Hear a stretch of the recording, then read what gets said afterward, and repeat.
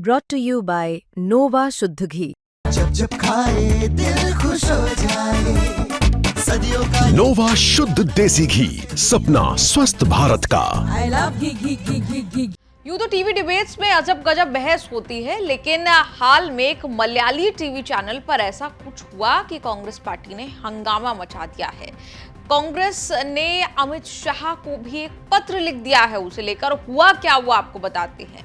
दरअसल कांग्रेस पार्टी का ये आरोप है कि एक बीजेपी प्रवक्ता जो कि एक मलयाली न्यूज चैनल पर लाइव डिबेट में मौजूद था, उसने राहुल गांधी को जान से मारने की धमकी दी। ये कहा कि राहुल गांधी को सीने पर गोली मार दी जाएगी। कांग्रेस जनरल सेक्रेटरी केसी वेणुगोपाल ने गृह मंत्री अमित शाह को इस पूरे मामले पर पत्र लिखा और ये मांग की कि बीजेपी इस प्रवक्ता पर कार्रवाई करे।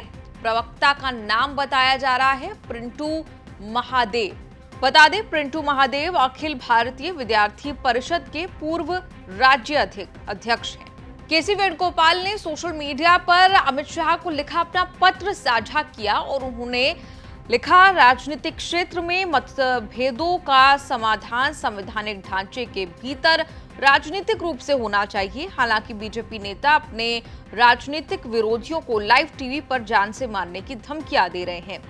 जरूर राहुल जी के आरएसएस भाजपा विचारधारा के खिलाफ तीखे संघर्ष ने उन्हें झकझोर दिया है, लेकिन जिसके परिवार के 2 सदस्य शहीद हो गए हों, उसके खिलाफ ऐसी धमकियां बर्दाश्त नहीं की जा सकती।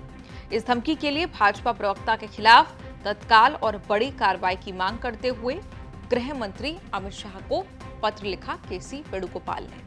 आपको बता दें, केसी वेणुगोपाल की अमित शाह को लिखी चिट्ठी में जिक्र इस बात का भी कि सीआरपीएफ ने यह आरोप लगाया जा रहा है। चिट्ठी में आपको याद होगा, कुछ दिन पहले कांग्रेस अध्यक्ष मल्लिकार्जुन खड़गे को एक पत्र लिखा था सीआरपीएफ ने, और सीआरपीएफ ने उस पत्र में कहा था कि राहुल गांधी पिछले 9 महीने में बिना सूचना दिए 6 बार विदेश गए। सीआरपीएफ ने राहुल गांधी पर प्रोटोकॉल तोड़ने का आरोप लगाया।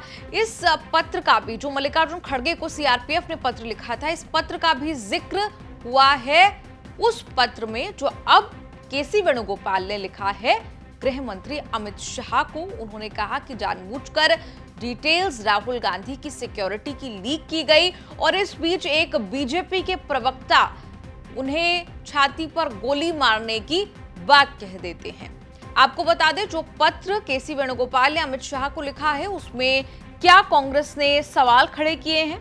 अपने पत्र में कांग्रेस ने पूछा कि क्या ये खुली और स्पष्ट मौत की धमकी केवल एक छोटे हिस्से के रूप में किसी बड़े षड्यंत्र का हिस्सा है। कांग्रेस ने बीजेपी और अमित शाह से सवाल किए, पूछा कि क्या जनता के नेता राहुल के खिलाफ किसी बड़े और काले षड्यंत्र का हिस्सा है। क्या बीजेपी आपराधिक धमकियों, हिंसा और मौत की धमकियों की राजनीति का समर्थन करती है। क्या बीजेपी विपक्ष के नेता और संसद में संविधान द्वारा संरक्षित विपक्षी पदों के खिलाफ, जो उसके कुप्रशासन के खिलाफ आवाज उठाते हैं, हिंसा को सामान्य करने की कोशिश कर रहे हैं।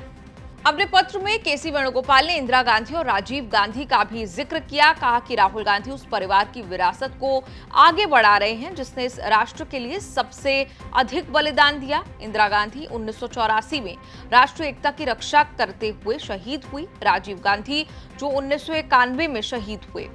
पत्र के अंत में अमित शाह से ये मांग की गई कि बीजेपी नेतृत्व से स्पष्ट निंदा की उम्मीद है और सार्वजनिक माफी भी मांगी जाए। कांग्रेस ने कहा कि अगर बीजेपी ऐसा नहीं करती तो राष्ट्र के पास ये मानने की पूरी वजह होगी कि पीएम मोदी और गृह मंत्री अमित शाह इस घृणित कृत्य में सहभागीदार हैं। आपको बता दें, राहुल गांधी की सुरक्षा को लेकर बीजेपी प्रवक्ता की दी गई धमकी को लेकर कांग्रेस ने अपनी पूरी ब्रिगेड सोशल मीडिया पर उतार दी और तमाम हैंडल से कई पोस्ट देखने को मिले।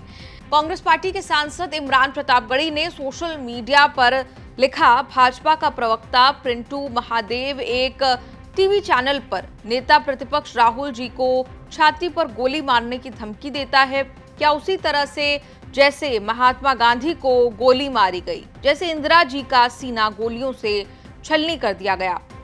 इमरान प्रतापगढ़ी पूछते हैं, मेरा सवाल है देश के गृह मंत्री अमित शाह जी और प्रधानमंत्री नरेंद्र मोदी जी से कि नेता विपक्ष की सुरक्षा के साथ ये कैसा खिलवाड़ है। जेपी नड्डा जी भी अपनी पार्टी के हत्यारी मानसिकता के नेताओं के साथ क्या कार्रवाई कर रहे हैं, देश जानना चाहता है।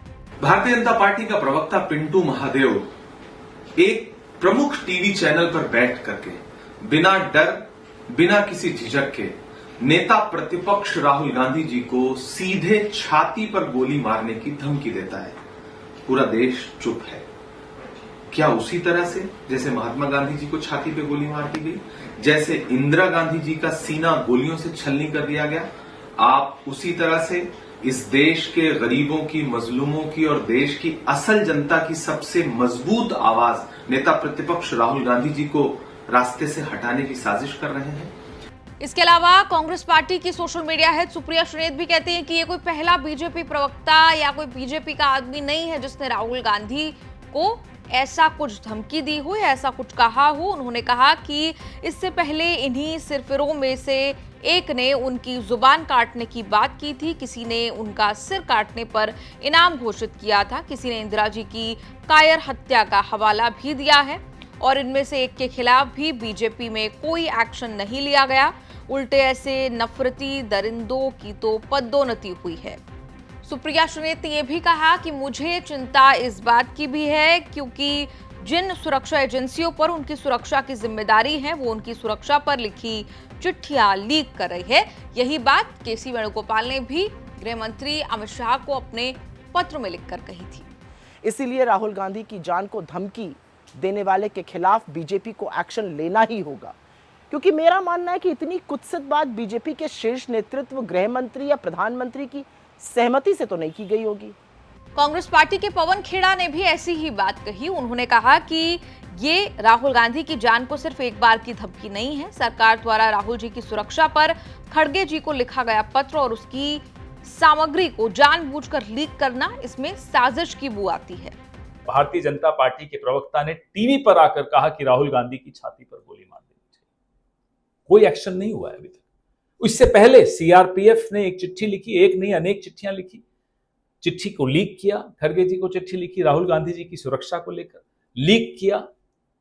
राहुल गांधी की सुरक्षा को लेकर यह राजनीति क्यों बनाई जा रही है, माहौल क्या बनाया जा रहा है, इसमें षड्यंत्र की बू आती है। ऐसे ही कुमारी शैलजा और तमाम कांग्रेस के बड़े नेताओं ने सोशल मीडिया पर राहुल गांधी के समर्थन में पोस्ट किए। खैर, इस पूरे मामले पर आपका क्या कुछ कहना है, कमेंट्स में लिखकर अपनी राय जरूर दें।